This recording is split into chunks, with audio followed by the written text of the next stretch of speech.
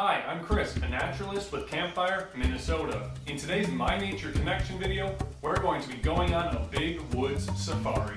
Now, the term safari is traditionally associated with the wildlife of Africa, but any expedition outdoors to observe animals in their natural habitat can be considered a safari.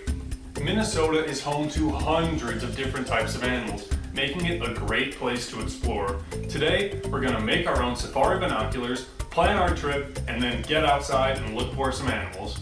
Now, before we go on our expedition, we're going to need the proper equipment. Today, we're going to be making our own Big Woods Safari binoculars. For this activity, you'll need 2 empty toilet paper rolls, tape, scissors and a hole puncher, a ruler, yarn or string, and paper and coloring materials. First, we're going to tape our 2 empty toilet paper rolls together. Next, you're going to want to punch 1 hole in each toilet paper roll. Now we're going to create the neck strap for our binoculars. So grab a piece of yarn or string, get it to the right length, and then give it the old snipperoonie.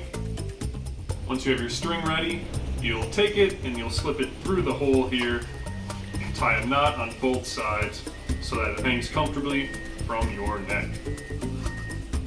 Now that we've finished our binoculars, it's time to make a cover for them.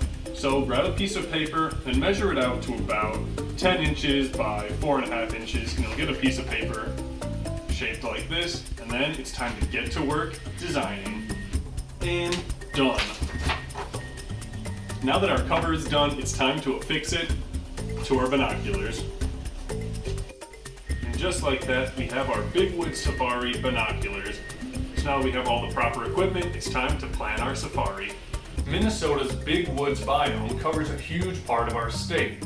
The Big Woods are usually made up of collections of deciduous trees, or trees that lose their leaves in the fall and winter. So, how do we decide where to go on our safari? Well, different animals like to live in different places. Some animals like to live right in the middle of the woods, while some animals need to live near a source of fresh water, like a lake or a stream. And some animals prefer to live on the edge, right between 2 different types of habitats. When planning your safari, try and pick a trail or park that will allow you to see different environmental settings. For today's safari, we'll be exploring Camp Tanaduna in Excelsior, Minnesota. Now that we're in the big woods, it's time to look for some animals.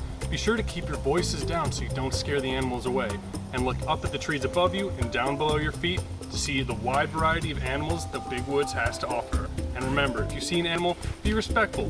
Don't try to touch it or feed it. Wow, wild turkeys!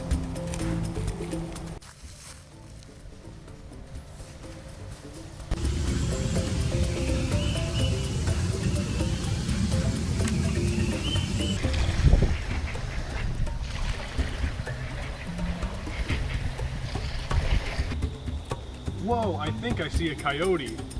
Oh, that's just a tree stump. You know, sometimes when you're on your safari, you're not going to be able to see the actual animal. But there are other ways of knowing that an animal is around. A great example are animal footprints like this that tell us that an animal has traveled through this area sometime pretty recently.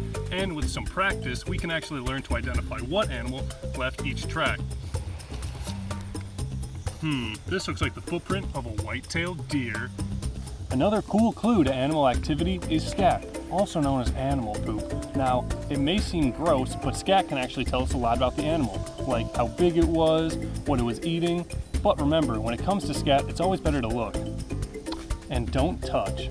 And the last way to know that animals are around is by the sound. When you're on your safari, take some time to sit still and open your ears. You're guaranteed to hear the sounds of frogs like this, or maybe some birds chirping. I hope you enjoyed today's virtual safari around Camp Tanaduna. If you go on your own safari and want to share the pictures or videos you've taken on social media, be sure to use the hashtag MyNatureConnection.